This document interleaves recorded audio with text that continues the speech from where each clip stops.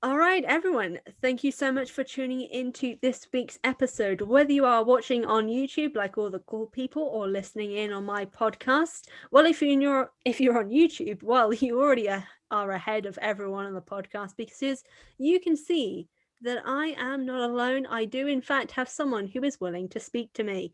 And yes, I know it's a big shock to everyone. It's a big of a shock to me that there are people interested in having conversations with me. Don't say that in the comments, guys, though I'm very fragile.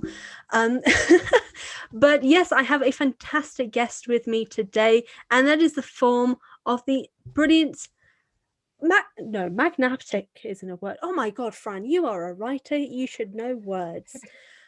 I'll just go with amazing. Don't try big words. You've learned this before, Fran. Stop doing it.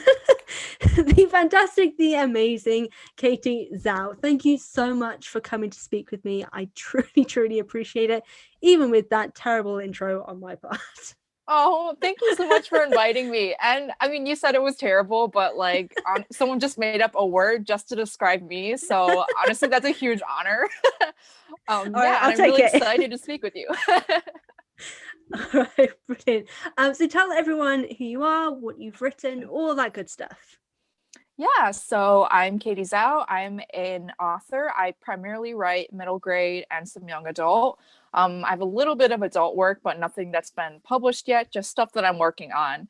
But yeah, for the purposes of this discussion, I write mostly middle grade and young adult. I debuted in 2019 with the Dragon Warrior series, which is a Chinese inspired fantasy with Chinese mythology that's like Percy Jackson, but with Chinese characters. And I have a young adult thriller coming out this year in August called How We Fall Apart. That's like One of Us is Lying meets Crazy Rich Asians. Again, all Asian cast, and it's set at this elite prep school in Manhattan. And it follows these four Asian students who discover that their ex best friend is found dead, and then they become the ones who are the prime suspects in the book. So that'll be my young adult debut in this year, and then I also have another middle grade coming out later, about a month after that in September, and it's a middle grade sci-fi adventure that's sort of based off of Fortnite, but also combines different video games I've loved, like Pokemon or Zelda, and it's called Last Gamer Standing, and it comes out from Scholastic in September. So that's a little bit about me. So basically, she's non-stop working, she's amazing, covers every kind of genre, and if you aren't already reading her books, who are you? Really? Who are you? And I'm Oh, ashamed. I'm ashamed of any listener or watcher who hasn't at least read one. It's a crazy time. Everyone's at home. Read one of Katie's books. I can't send you books because I don't have money, but I will. I don't know where I was going. This is basically well, just hype telling them people up. to read. Yeah, Yeah, just honestly, yeah, I feel like word of mouth is like a driver to sales. So like even if you don't have money to buy the books, if you just like support them, like say this looks really cool, people should read it, then that'll probably indirectly help me in some way. So yeah. exactly. You heard her, guys. Either read the books, share it, just do something that's helpful. We are creatives. We're lucky to be creatives. This world is hard. And like Katie's So doing hard. it. I'm so Oh. proud. Just it's amazing. And yeah, so that's what we are here to talk about is your work, the incredible stuff that you've done with it, and the fact that every time like the amount of times you've called me out on TikTok for the fact that I am not writing, I both appreciate I appreciate it, and at the same time, I feel the need to be spiteful and be like, no, you've told me to write. I shan't write today. How dare you? I But mean, I feel like I'm doing myself a favor too, because when I make those TikToks and I'm like, man, I need to write too. Like, I can't give out advice and not follow it. So, yeah, I'll usually like post it and be like, okay, time to go write like a paragraph at least. so there's the self guilt of the situation. I'm like, yeah, and Yeah. I told her this. I should probably do it too. Oh, yes. Oh my gosh. But in terms of what you mentioned at the start of that, you made your debut with the the Dragomora series in 2019. Mhm. Obviously, like you've got so much coming out, like it's phenomenal. Firstly, like how do you have the time? I am impressed. I'm like, it's a lot. It's just amazing, amazing. Like I say that I'm very productive, but I'm just seeing like all the stuff that you've got coming out in the coming years. I'm like, am I really productive? I don't think I am. Like, I need to be on Katie's level here. Like, Well, so I feel like every writer, it's hard because social media sort of invites like this comparison game, and like, and writers love talking about our process and what we've got in the works. So usually we'll end up like saying on social media, you know, I have 2 books coming out this year, or I have 1 book coming out this year, and then like even I look at like Nora Roberts, for example, and I'm like, how does this woman do this? She comes out with like 4 books a year. It's wild. wow. So I think it really looks different for every writer. For me, I have sort of understood my process as like basically just writing a ton in one time, and then I'll need like months at a time to take a break, maybe sometimes even years, and then I'll like write a ton again. I've been writing a lot in 2020, especially just because I mean there's nothing else to do really. And then writing became my full-time thing, so I just like wrote all the time. But I'm actually in like this spot right now where I feel like I can't write anything new, so I've just been like working on revisions for the current books I'm under deadline for, because like I wrote so much last year that I'm like, okay, now I need to just like rest and refill the creative well. But usually like I am pretty disciplined, I would say. When I know that I should be writing, I will like go write for, you know, however long it takes for me to finish something. And I think what I really love about the writing process is just that feeling I get when I'm really, really in the zone and like nothing else besides this book matters.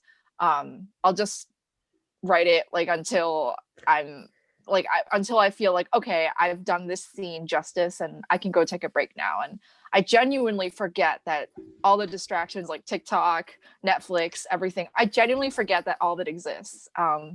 So I think that's how I'm able to like produce at the rate that I do. But honestly, who knows if I'll be able to keep up with this in the future.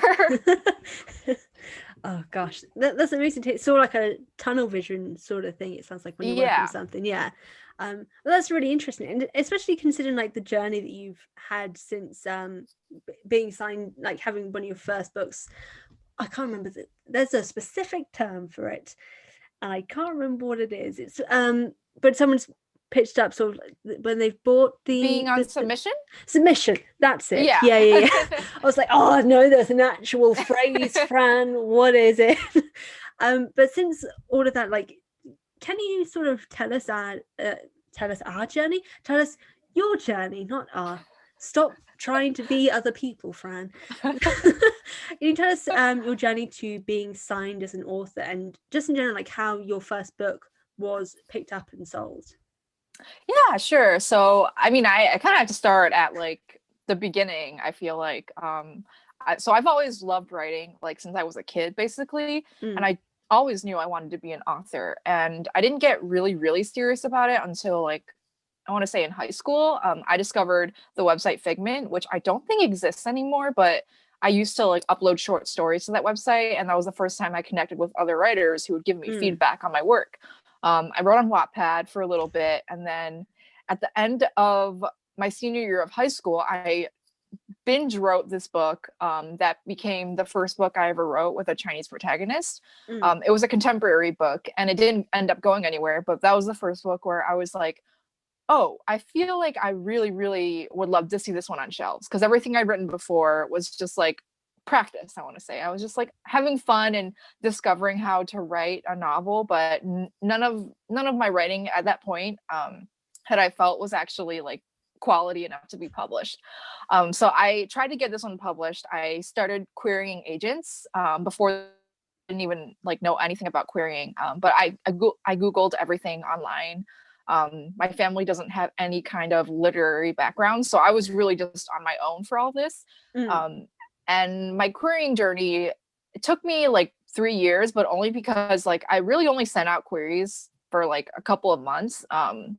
after senior year. And then I just got really busy with college, and I did still like try to query a little bit here and there, but I honestly just really wanted a break from writing. And I was like, I don't think this is going to happen for me. It was really sad, but at the same time, like I was looking forward to just college life and, you know, having new experiences, which I'm really, really grateful for, because I think for writers, we're able to write stories because of the experiences that we've had. So I'm always grateful for chances to just live life. So that's what I did. I lived life for like 3 years. And then I graduated with an English degree. And then I actually did a 1-year master's of accounting. And that was something that my parents wanted me to do, because they were so worried that because I graduated with an English degree, like what kind of job was I going to get? And honestly, I didn't even know. So I was like, I guess I'll do this 1-year master's of accounting. I did the program, and while I was in it, I was like, this is really not for me. Like, like I don't know exactly what I want for myself yet, but it's definitely not this. And it kind of like kicked me into high gear, because like I've been kind of lax on writing. Like I basically hadn't written for 3 years in college. And that was the year where I was like, okay, if I want to be an author, which I do, like it's still my ultimate dream, I got to get serious about it now, because I'm never going to have as much time as I do in school. I knew I was only going to get busier, and I knew that I was going to, well, I actually did get a job offer with an accounting firm pretty early on in the year. And I knew that once I started working with that job, it was going to get exponentially harder to write and to like pursue what I really wanted to do. So I started writing again. I wrote a thriller that didn't go anywhere, but I did try querying that one. Got more bites than I did before, but ultimately it didn't pan out. And then I drafted The Dragon Warrior during NaNoWriMo 2017. And while the first and actually the second draft too, like I had to totally trash them and start over. That I felt like that was the book that really made me understand how to revise and how to write something good, because I'd never totally overhauled my books and revisions the way I did with The Dragon Warrior before. So yeah, I kept going with that book. Like I don't know what it was. I think like I just knew that this was the book that was gonna go somewhere. There was something so special about this book. And I mean, evidently the publishing industry agreed, because after a lot of revisions and learning to work with critique partners, I started querying The Dragon Warrior in early 2018. And it was like within 2 weeks, I'd gotten tons of full requests. Basically, almost every agent I queried full requested. But at this point, I also knew which agents would be interested in this book specifically, because I was better about researching agents and checking their Twitters to see like what they were talking about. So I only pitched agents, and only a small amount who I thought like would actually be interested.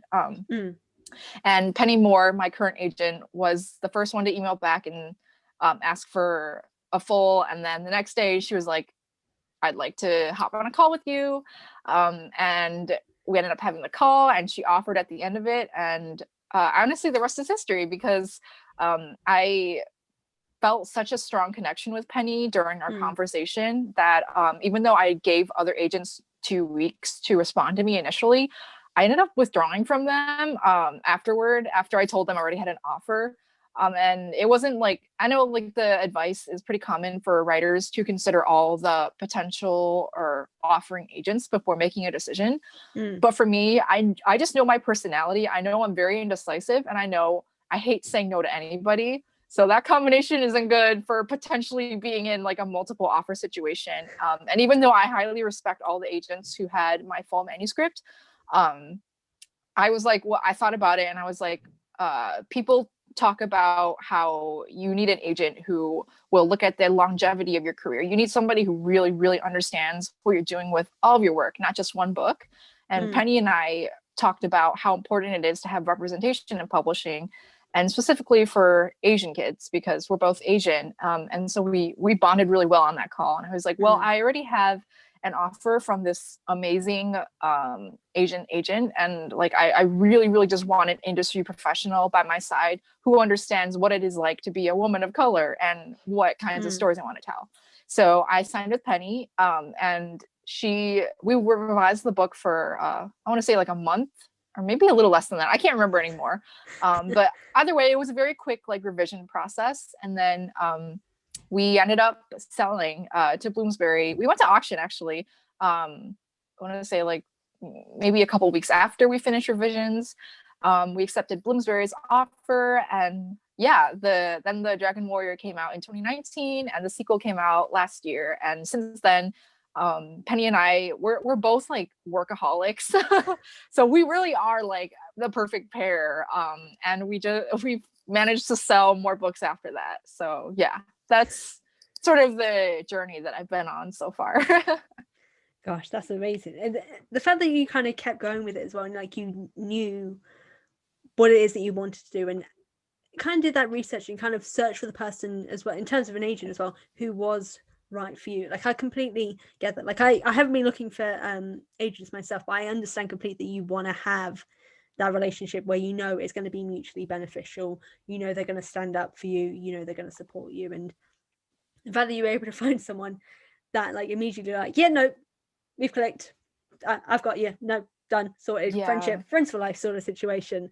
It sounds like that's really good to hear, because I know that obviously at the moment as well, currently in the industry, there have been discussions of unfortunately agents being assholes, and and unfortunately treating people being but unkind to authors and unkind to other people as well.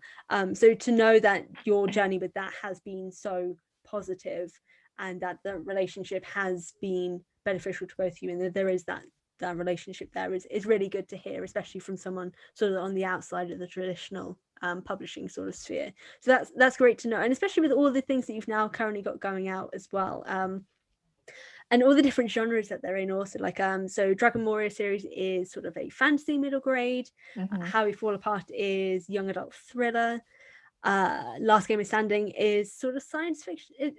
It's classed as science fiction, isn't it? Yeah, sci-fi. Okay. Yeah. I just want to double check. I was like, am I saying this and it's wrong? No. Yeah. Okay, so science fiction, middle grade, and so like all these different age ranges, all these different genres. That's just amazing, just in general. But what is it like? Do you find it more interesting to kind of work in different genres and different age ranges for kind of like really exercising your creative muscles sort of thing? Yeah. So I've never been the type of reader who only reads fantasy or only reads like sci-fi. Like, I love hopping around genres. I'm really like a mood reader. Like, some days I'm really in the mood for like grimdark fantasy, and then like a week later, I like the last thing I want to read is grimdark, and I really want to read like a lighthearted rom-com. And so that's like really reflected in my writing, because I feel like as writers, we're very, very influenced by the books that we read. And, you know, I've always just been a voracious reader. I've loved different books in different genres. And I also just really want to write like representation in like multiple genres, because for me growing up, I hardly saw any representation in any genre. So this is sort of like my way of also just like reclaiming the representation that I never had when I was a kid. No, I completely hear you. As a queer writer myself, I completely get that. Like, I think because we're obviously both on TikTok, and TikTok, yes, it's addictive, but it's at the same time, it's like it's some like a place to kind of get out like your creative thoughts. And there's a big thing that I've always said, and from your mentioning about the fact that you want to have this representation in all genres, it's something I very much like feel as well, in terms of having that queer representation in books. Like, a big thing is that I tell this to everyone that I meet when people ask like, oh, does it like, why are you writing some of these gay characters all the time? I'm like, well, I am gay, I want to write gay characters. Why does everyone need to be straight? Go away with those questions. Like so it's really interesting. I'm glad that also that you've gotten this opportunity to do that. It sucks that the representation wasn't there before. I completely hear you with that, but I'm so glad that you yourself now are able to do that, so the next generation are going to have that representation themselves. And definitely great also for that creative muscle moving around. Is there, just based on that, is there a sort of genre that you want to write for in future that you haven't yet? Yeah, that's a great question. I mean, I have been working on a little bit adult. I hinted at that earlier. Mm, So I've had like this fantasy in the works for like I want to say like 2, maybe 3 years now. I can't remember, and mm, it's required so much like rewriting and rewriting. I just overhauled the entire thing again during Nano of last year, mm. which was only like a few months ago. But wow, time is weird. But yeah, I've just sort of been sitting on it ever since because I still feel like it's not quite where I want it to be. But Mm. yeah, I would really love to have an adult fantasy debut. Hopefully within a few years, but however long this book takes, it'll just take me that long. But I've worked on it for so long now that I'm like, it's gonna happen. I just don't know when, but we're gonna keep going at it because I've wasted too much time on this to not have it be published one day. Oh, I completely hear you on that. It's like that thing is like it's taking a long time, but I like it. You're sort of fighting with it, sort of thing. It's like it doesn't want Yeah. to be finished. I'm gonna make it be finished. It's Yeah. there's no option in this. I will fight it to the very end and make sure it's out there. The love-hate relationship of writing, like it hates me, Oh my I hate it. We're gonna keep gosh. going. I love it. Oh. But in terms of that, especially with like I think you posted it was either recently on Twitter or I know there was a blog that you shared some time ago to do with rejection in particular, which is obviously Oh. something that's very Mhm. sucks in terms of the writing industry because no one ever wants to receive a rejection for something that they've worked on and are passionate about. But I remember reading it, and it was a really impactful post and like story about one of these ideas that you had that was something that you were really passionate about, and other people had been as well, but no one was just interested, unfortunately, in picking it up.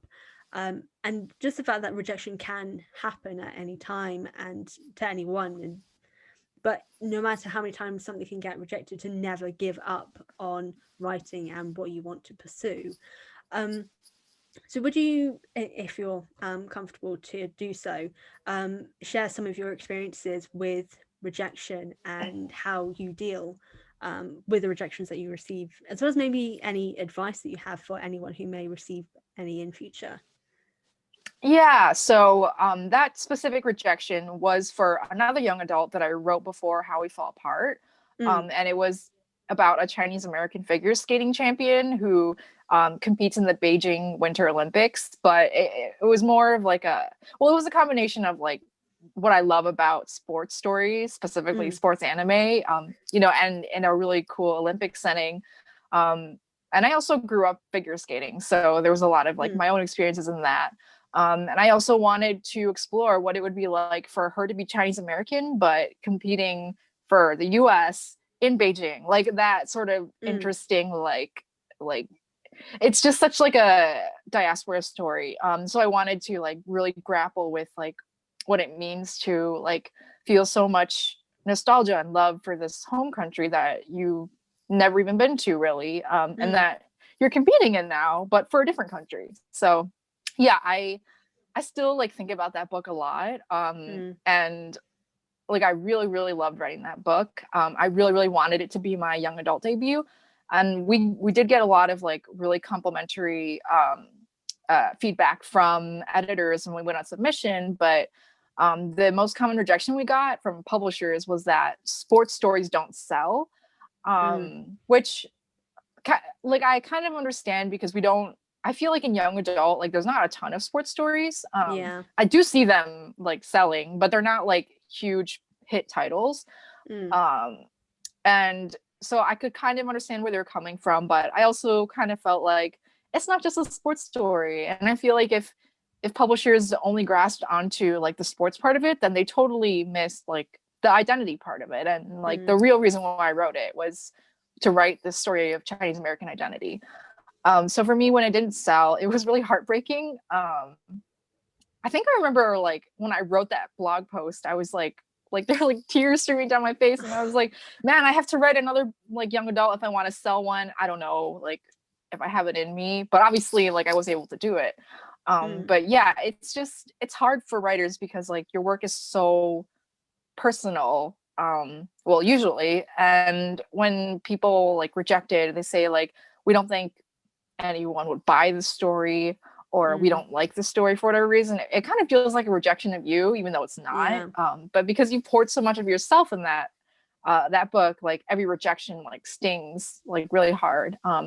And even though like I've sold more middle grade and young adult since then, I still get rejected all the time. Like there was this IP thing that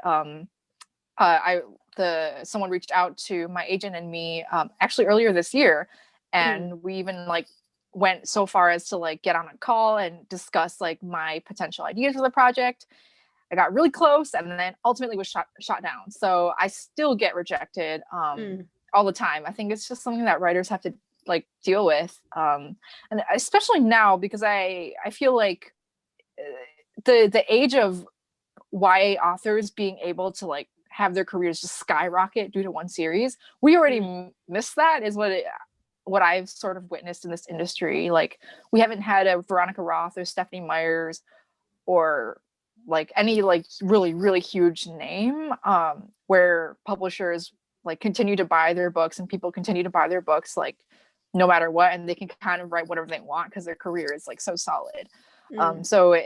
I've talked to like other young adult authors and they sort of feel the same way. Like publishers are more hesitant to buy projects even from best-selling authors now. So it's a really rough situation for writers. And the way that I deal with rejection is honestly just by like setting myself up for success in the future. I try to like get my mind off of it by writing something new, which is how I dealt with my figure skating book not selling. I wrote a thriller and that one sold. So yeah, I think that's the best way to deal with it. If there's another way to deal with rejection, I don't know of it. Besides like crying, maybe. Crying is a very cathartic activity. I highly recommend it. Crying into a tub of Ben and Jerry's. That's the way to deal with it. Yeah. Treat it sort of like a breakup situation. Like you get the tears and all that out. And oh God, I was about to make a really bad joke. I'm going to make it anyway. That whole saying of like, to get over someone you need to get under someone else. In this case, it's you gotta get under a new book. Yeah, oh God, I hate myself for that joke now. Oh my God. But sort of, it kind of works. I'll stick with it. Wait, it does work though, because like if I get like romantic, if something romantic doesn't work out, like writing is the way that I've always healed myself. So you're onto something. Okay. What I'm hearing is I need to turn this into merchandise. To get over one story, you got to get under another. Oh man. Oh my God. Okay. Wow, I'm embarrassed myself now. Let's very quickly move on. Oh no.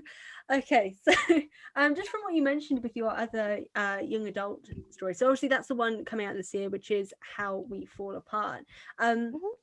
And honestly, I've pre-ordered it already. I'm very, very excited about it. But there was a reference that you made.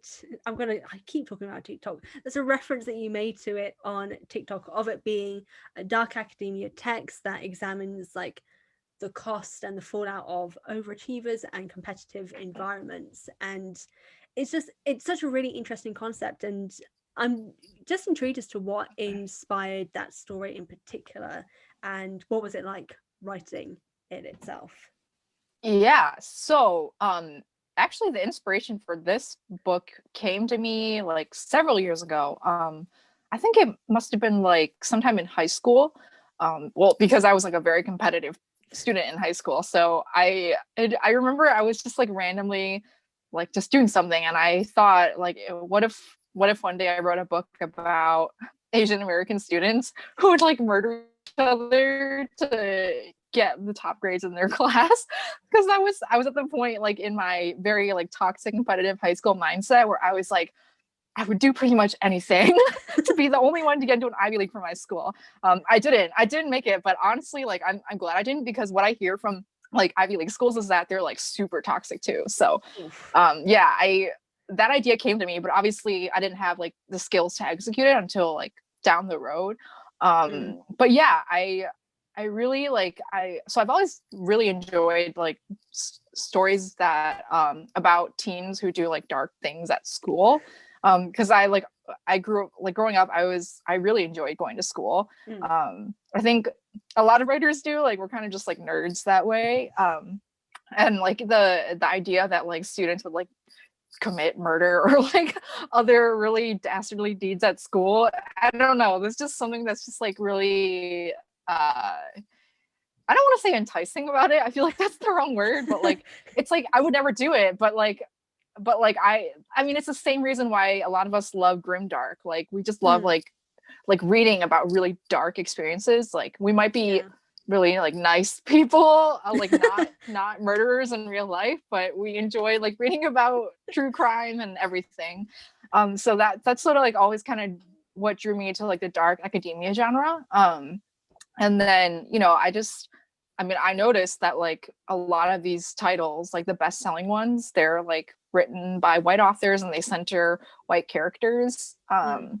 And to me, I thought that was, I don't know, it didn't reflect my high school experience because while I did go to a high school that was still predominantly white, like I was part of like the I don't know, the really studious crowd, and like most of us were Asian. So I thought to myself, like, it would make a lot more sense if I wanted to write one, like, reflecting my experiences, to have, like, a Asian main cast at the school and have them be the ones, like, competing to stay at the top for grades. And I think, like, there's this, like, glamorization or romanticization of the classics in dark academia, which I don't think there's anything wrong with that, but I don't know, I feel like these school environments can get so toxic, and I just really wanted to write a book that would pull from like the same dark academia vibes, but also talk about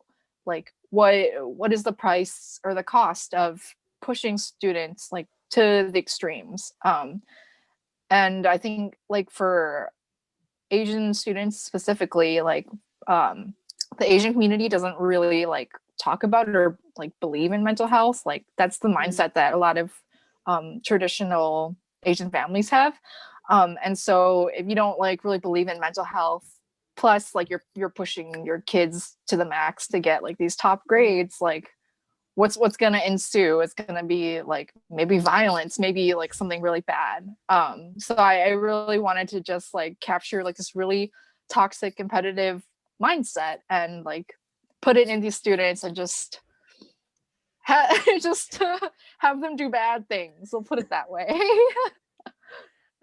I totally get you in terms of like the whole reading and like writing things that are like very dark and enjoying it, but then at the same time being like, I feel like I shouldn't, like this is bad stuff, but I'm enjoying writing and experience. It's like have you ever watched Murder, She Wrote by any chance, or heard of? No, I haven't. Oh, okay, so I'm one of those people, like I love like the murder mystery sort of shows, but like particularly the ones where for some reason it's always one character, and in this case it was an author, ironically as well, like a murder mystery author who wherever she goes there'll be a murder, and she like investigates and like uncovers the truth behind it all. But I was like obsessed with this show and concepts like it, mainly because I used to come up with this idea that Jessica, who is the name of the character, was actually the one committing the crimes, but she found a way to make it look like these other people had did it and somehow like tricked them into believing they had.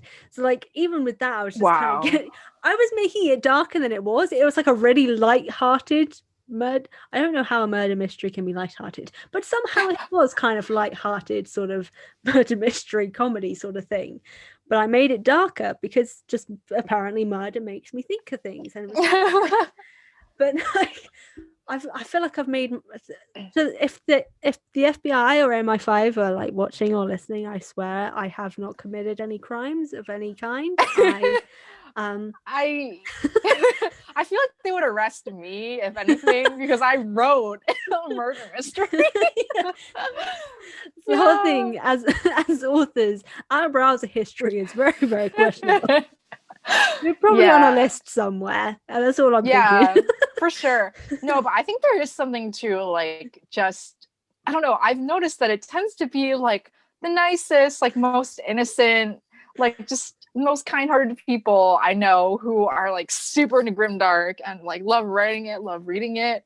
Mm, I don't know. I think there's something to that because I think like people who are normally like follow the rules and everything and like try to do their best in like normal life. I don't know, just like in their daily life, like they when they escape into fiction, like maybe they're looking for something totally different than their life mm. and like just go to the extreme end. I don't know. That's just my theory. No, I completely agree. It's like admittedly, this maybe just because I'm gay, I'm really interested in all the female villains in like any story. Like I'm obsessed with them. It's half because I am gay and half because I'm like no, I was gonna say it's because if they stepped to me, I'd say thank you, but that's still very gay.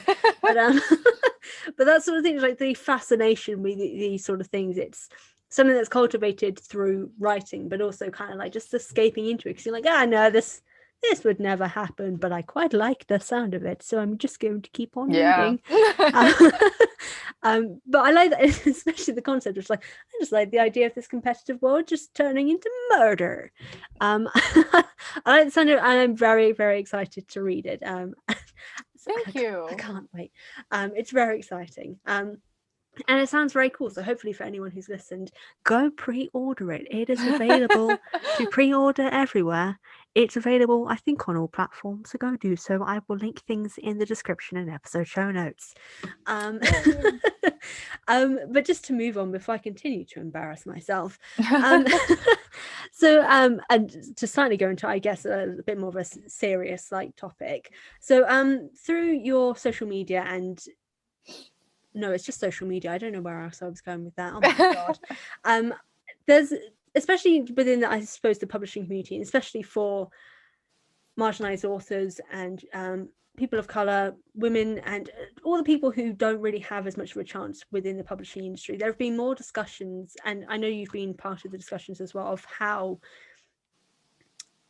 publishing has been. There's very much like a performative publishing that's been going on of people who are from non-white, non-male, cis het backgrounds who are being hired seemingly just so the publisher can kind of get some more credit, and then they're not supported and they're not given enough help or anything like that from the industry, which is unfortunate, but does sadly continue, as we have seen with the whole agent drama that's been happening recently. And there's currently obviously the discussion going on at the moment of how the industry is in need of changing to how bring in more writers who are not from the quote unquote norm that publishers are usually hiring and bringing in, and whose stories may not fit into, again, the quote unquote publishing standards. For authors who don't fit into that or who are marginalized themselves, what sort of advice would you recommend for people who are trying to get into that industry, who are concerned that they may face the same hurdles unfortunately lots of other people have faced in the past? Ooh, honestly, I still encourage like any young marginalized authors to or writers to keep writing and keep dreaming to break into the publishing industry. But I would also encourage them to be very realistic, to do their research and like follow agents and editors on Twitter or any social media platform, see what they're talking about, just to know what you're getting yourself into. Because when I got into the industry, I sort of knew like what was going on because I had already like gotten to Twitter and everything, so I could see like agents talking about racism in the industry or whatever. But I feel like I didn't fully know until I was in it myself and like getting book deals and publishing that it was like, oh wow, this industry just loves to stack the odds against marginalized authors. But at the same time, like it's like it's hard because like with the reason why we're calling out like racist actions and everything is so hopefully we can see improvement. But I've also seen publishing professionals who are marginalized who just burn out and then leave because they're like, I can't deal with this anymore. But if we all like leave, then there will be nobody, like there will really be no change because nobody will be like talking about it anymore. Yeah. So I would just like I would encourage writers who haven't been discouraged yet to keep going because your voice is really important and we need you. But also like if it's starting to come at the like severe cost of your mental health, like always put yourself first and take breaks or leave if you need to, because this is not an industry for the faint-hearted. That's for sure. No, definitely. And it is unfortunate that the industry is still at that point where people are being just discouraged from it or being forced out of it because they aren't getting the support, they aren't being kind of recognized to the level. It's disappointing that it's not everyone speaks up about it. Like I only found it out because I was expanding my reading and my following of more authors. I hadn't been following too many authors in the past, and I was like, I don't know why I wasn't following authors in the past. In my head I was like, no, I'll find them eventually, but just forgetting to follow people, because that's how you keep information, is that you're following people to get this information. But it's so quiet in so many other areas of the industry that unless you're searching out or you're following like the right people, like most, like I've spoken about it with some other friends of mine, some other writers who had no idea this was currently going on, and it's something that needs that wider conversation, and hopefully the industry itself will kind of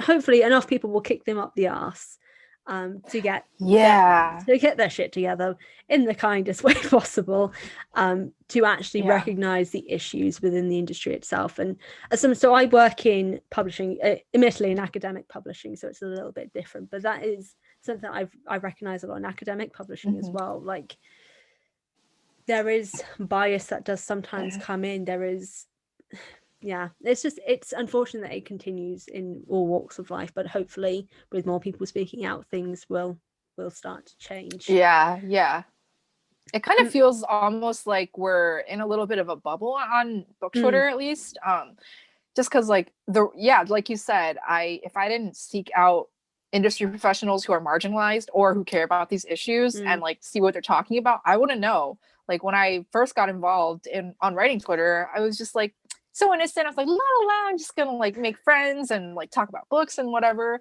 But as I followed like more and more of these like agents and editors, I was like, wow, there's so many industry issues. But if you like, for example, if you're just on Book Talk, I feel like there are multiple sides to Book Talk, but like there are parts of Book Talk where people do talk about diversity in their reading selections, and I love that. But then like I've also seen like at least like the really big book talkers, like they read Sarah J Maas, Cassandra Clare, and like the same like 2 or 3 white authors, and it's like I don't think there's anything wrong with reading them. Like read what you love, but why aren't you branching out and like supporting marginalized authors? And I think the problem is like they're not seeking it out. Like they just genuinely like don't even see these discussions because unfortunately like there's still like so few marginalized authors. But yeah, as you said, like hopefully the situation will just keep improving, because we have come a long way in like the past 5 years. Like I remember when I was in college or late high school, like I would like try to find books with Asian characters or characters of color, and I would just not find any. Like I really couldn't find any, barely. But now like I can point to like whole reading lists with marginalized authors. So yeah, hopefully in like 5-10 years we'll see a lot more change. No, definitely. And hopefully that's something that people who are listening as well can help bring attention to. And by buying all of Katie's books, we can just help show the industry that that people who are writing different stories, who are people of color, who are women of color, people who aren't considered the norm in the industry. I hate calling it the norm because it's not. I hate the term in general, but unfortunately it's the term you end up having to use because that's how the industry thinks of things. But hopefully by supporting and showing a voice and sharing and just getting the word out, things will change in the coming years. And hopefully even those just reading will be a big part of doing that. So yes, like I said, buy all of Katie's books. Check out the lists on, I think there's a list on Goodreads. I don't always trust Goodreads, admittedly, but there's lists somewhere to help diversify your reading lists in general. Find people, just share the word, spread the word. Or maybe I shouldn't use spread because COVID, but That Oh word is God. canceled now. We can never use that word again. Oh man. But yeah, so hopefully things will change. But just in terms of writing, to hopefully end on a little bit of a happier note, I brought the mood down when it went very low. But but hopefully to end on a happier note, if there was one piece of writing advice that you could offer to the audience here, and if, for example, advice that you could offer to your past self as well, what would it be and why? Yeah, I would just say don't be afraid to really tear up your work. That was something that I did not understand for a very long time because, like, as I said before, I wrote short stories on Figment, I wrote novels on Wattpad, but none of those stories, like I would edit them, and by that I mean like I would do line level edits, like I would clean up the grammar, but none of it was like looking at the book and like seeing all the problems with it, and like just like tearing it up. And I will also say, like, as part of this advice, look for critique partners, which are fellow writers who will like read your book and tell you what's wrong with it, basically. Because my writing really, really improved when I connect with other writers, who are also now published authors, who like were able to see like all the issues in my writing that I couldn't see because I was too close to it, and told me like, you need to like basically overhaul this whole thing. But yeah, I just don't be afraid to totally overhaul your draft, because like it might be painful in the moment. I know it's so painful to throw out everything that you've just written, but in the long run, it'll make your writing so much better. All right, brilliant. And I suppose just to end this off, can you let everyone know where they can find you, when How We Fall Apart is coming out, and all that good stuff? And obviously, I will make sure it's all linked in the description box afterwards as well. Yeah, so I'm like on all the social media because I have no life. I'm on Instagram, Twitter, TikTok, and Clubhouse at KT Zhao Author. So KTZHAO, then author. So you can find me there. My website is www.ktzhao.com. And How We Fall Apart comes out August 3rd. So you can pre-order, or when it becomes available in libraries, you can request a copy at your libraries. That also counts as support. I will be announcing a pre-order campaign in less than 2 months. Yeah. So yeah, please keep an eye out for that. And Last Gamer Standing comes out September 21st. I think that's everything. All right, fabulous. And guys, that will all be linked in the episode show notes or in the description box if you are here on YouTube. As I said, be sure to go support Katie. Her work is absolutely phenomenal. I've been working my way through the Dragon Warrior series at the moment. I'm very excited for How We Fall Apart and all the stories that I know are currently out with the titles at the moment. They're all on my want to read list at the moment on Goodreads and such. I'm very excited, and I hope this at least makes some headway into more people buying your series and supporting you as an author and the future of your writing. Thank you. It was so great chatting with you. Yeah, it's been great. So thank you so much. And to everyone watching and listening, I will see you guys next time. Links in the episode description.